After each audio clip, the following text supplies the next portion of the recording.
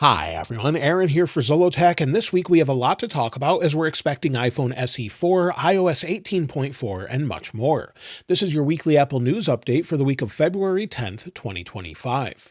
Apple announced new Powerbeats Pro this week, just as we expected for quite some time, and the new $250 headphones have noise cancellation, improved battery life, and an updated design and heart rate sensor built in. You can order them now from Apple's website, and they arrive either Thursday or Friday, depending on your speed of delivery, and we should probably be able to pick them up in store very soon as well. If you've been wanting a more camera-like feel to your iPhone, Leica has made a grip that will give you just that. It acts as a grip that attaches via MagSafe, has a camera shutter button, and has that Leica luxury expense. So it comes in at $329, and let me know what you think of it and maybe if I should pick one up as well. And that goes for Powerbeats Pro as well. Should I pick some up, review them, or what do you think? Let me know in the comments. If you're a T-Mobile customer, you can now sign up to try Starlink for free with T-Mobile for when you have low areas of signal. You'll still have to get approved and it's in beta, but if you want to sign up, I'll link it in the description if you want to try it out. I signed up, it's not ready yet, but they do email me from time to time letting me know it's sort of in beta and I'm waiting to be accepted. If you have an Apple Watch Series 10 and you've been having issues with the speaker, maybe having low volume, it seems this issue is fairly widespread.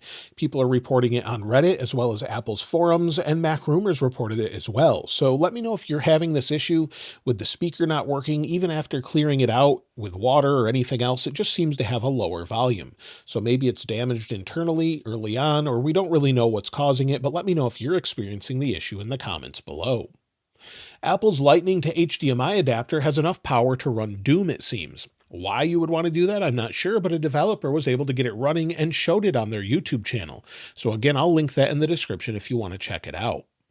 Now, if you use WhatsApp and you're using it with ChatGPT, you can now send voice messages and images to ChatGPT to help with your query. OpenAI announced the new feature earlier this week on X, and it should be available now. So let me know if you're using ChatGPT or maybe you're just using it as a separate app altogether. A longtime Apple leaker who worked on Apple software as an engineer, Andrew Aud, actually issued an apology this week for leaking software and hardware secrets to the Wall Street Journal. This happened some time ago. Apple actually sued him, and he'd leaked a lot of different details, such as the upcoming Journal app that we finally received, Vision Pro, and more throughout the years.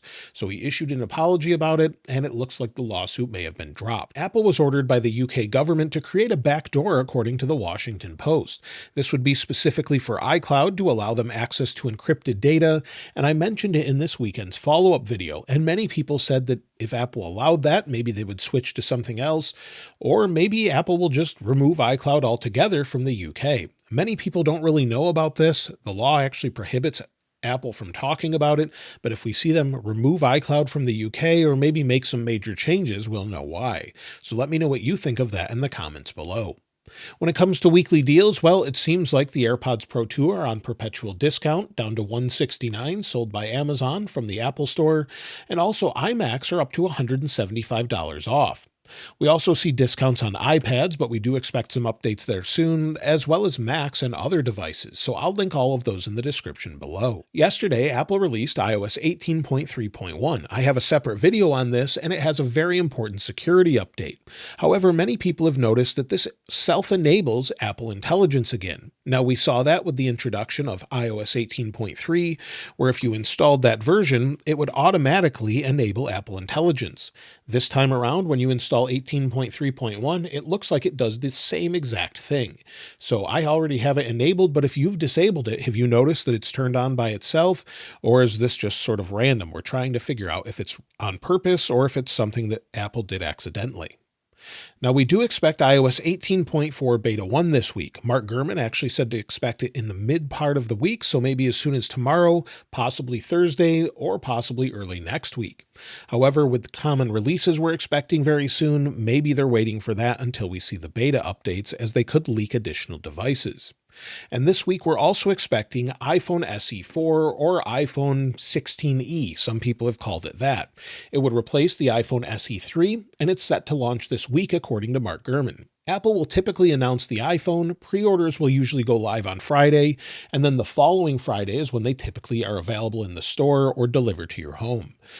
Apple has lately changed this a little bit, so maybe we'll see it go live right away as far as the pre-orders. They've done that with iPads. Now, the iPhone SE4 or 16e is expected to retain the notch instead of having the dynamic island, so instead it would utilize the notch, have Face ID, also have 8 gigs of RAM, the latest processor to use Apple Intelligence, USB-C, look like an iPhone 14 but have a singular 48 megapixel camera, and maybe an action button as well. But we don't expect camera control, but some have said we do see this.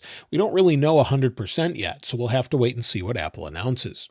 We also don't know what colors they'll come in as well. Typically black and white, possibly product red. Maybe we'll see some fun colors, and I really hope Apple changes it up a little bit. We're also expecting to see Apple's very own 5G modem for the first time, possibly Wi-Fi modem as well, but Apple has been working on this for some time, replaced Intel with Qualcomm originally, and now they should be using their own modems.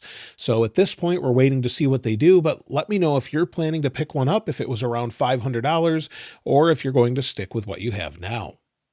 Now, we've long heard that Apple is working on a foldable iPhone. A recent leak from a leaker that's unknown called ZWZ has said that the iPhone Fold may look more like a Pixel Fold than a clamshell foldable like we heard before.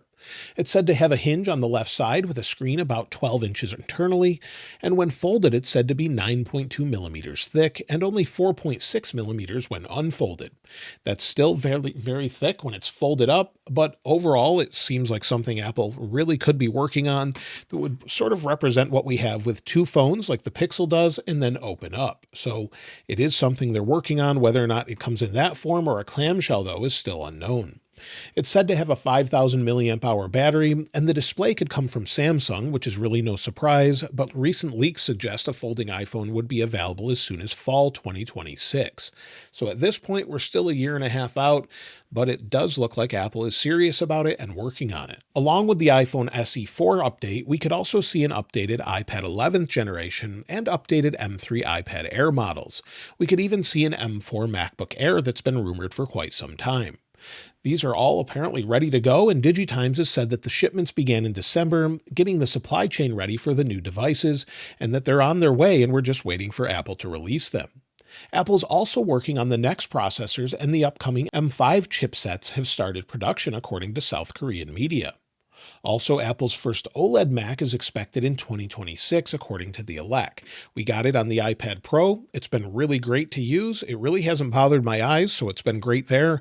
And we could see a similar display on the MacBook in the near future, which would allow for a different design and a thinner design as well, since you don't need as thick of a bezel or anything else with OLED. So we could see it thinned down, similar to what we have with the iPad.